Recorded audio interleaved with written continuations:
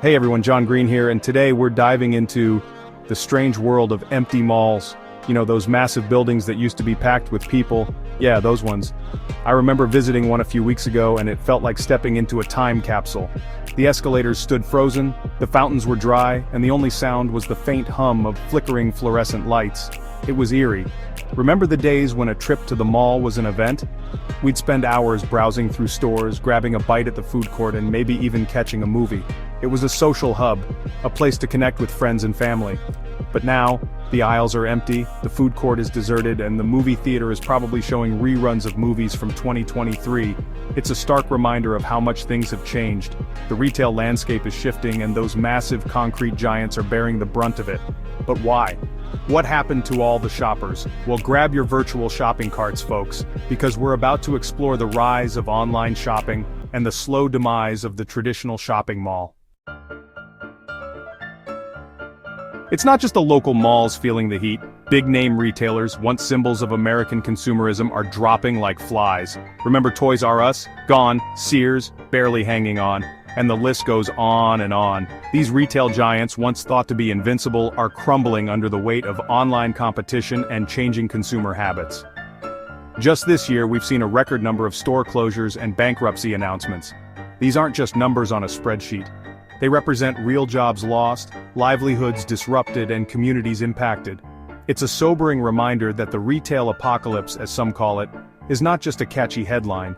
It's a very real phenomenon with far-reaching consequences. So, what's driving this mass exodus from brick-and-mortar stores?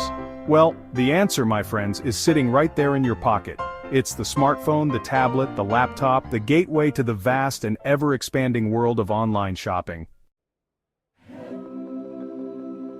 Remember the days when you actually had to leave your house to buy something? Yeah, me too. But those days are fading fast. With a few taps on a screen, we can now order practically anything, from groceries to clothes to furniture, and have it delivered right to our doorstep. It's convenient, it's fast, and let's face it, it's kind of addictive. Statistics paint a clear picture. Online shopping is booming. In 2024 alone, e-commerce sales skyrocketed, while in-store sales continued their downward spiral. This shift in consumer behavior is driven by a number of factors, including convenience, price comparison tools, and the sheer endless aisle of products available online. But it's not just about convenience. Online retailers are masters of personalization, using algorithms to recommend products based on our browsing history, purchase history, and even our social media activity. They know what we want before we even know we want it. It's both impressive and a little creepy, but hey, who can resist a good recommendation? Section 4, the ultimate showdown, online shopping versus in-store experience. Okay, so online shopping is convenient, it's personalized, and it offers a mind-boggling array of products. But let's be honest, it's not without its drawbacks. Remember that time you ordered a shirt online, and it arrived looking nothing like the picture? Or that time you had to return a pair of shoes because they didn't fit, and the return process was like navigating a labyrinth designed by Kafka? Yeah, online shopping has its frustrations. There's also the social aspect.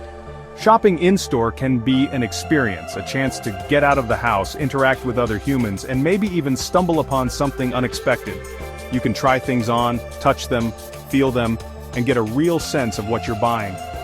Plus, there's something satisfying about walking out of a store with your purchase in hand, rather than waiting days or even weeks for it to arrive. But let's be real, the convenience factor is hard to beat. And as online retailers continue to innovate and improve the shopping experience, it's becoming increasingly difficult to justify braving the crowds and the parking lot for a trip to the mall. Section 5, the Amazon effect, a blessing and a curse for small businesses. Now, let's talk about the elephant in the room, or should I say, the behemoth in the online marketplace, Amazon. This e-commerce giant has revolutionized the way we shop, offering an unparalleled selection of products at competitive prices. But Amazon's dominance has come at a cost, particularly for small businesses. On the one hand, Amazon provides small businesses with a platform to reach a global audience, something that would have been unimaginable just a few decades ago. But on the other hand, competing with Amazon's vast resources and cutthroat pricing can feel like an uphill battle. Many small retailers struggle to keep up, forced to lower their prices and operate on razor-thin margins. It's a classic David and Goliath story with Amazon playing the role of the giant, casting a long shadow over the retail landscape. But amidst the challenges, there are glimmers of hope. Small businesses are finding creative ways to adapt, leveraging their unique strengths to carve out their own niches in the market.